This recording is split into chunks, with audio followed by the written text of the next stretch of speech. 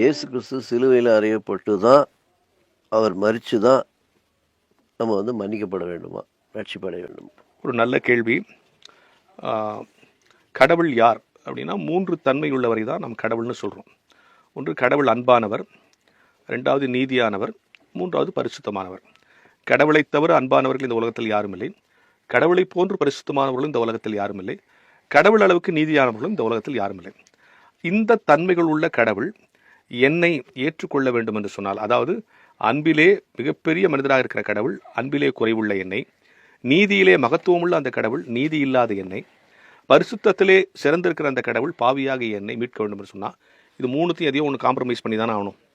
இப்போ அவர் அன்பா என்னை ஏற்றுக்கிட்டார்னு வச்சுங்க, என் தப்பெல்லாம் கண்டுக்கலன்னு அர்த்தம். அப்போ நீதி உள்ளவர் அடிபட்டு போச்சு. நீதியாக என்னை தண்டிக்கிறாருன்னு வச்சுங்க, அப்போ அன்பானவர் அடிபட்டு போகுது. அப்போ எதையாவது ஒன்று காம்ப்ரமைஸ் பண்ணி தானே அவர் என்னை ஏற்றுக்கணும். அதனால தான் கடவுள் கண்ணின் வயிற்றில் பிறக்கிறார். பரிசுத்தமானவர் புருவாயிடுச்சா, இந்த சிலுவை பரியந்தம் என் மீது அன்பு செலுத்தினார்.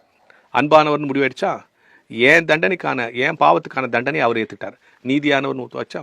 இந்த 3ஐயும் இழக்காமல் என்னை மீட்பதற்கான முயற்சி தான் இது என்பதை நாம் தெளிவாக புரிந்து கொள்ள வேண்டும்.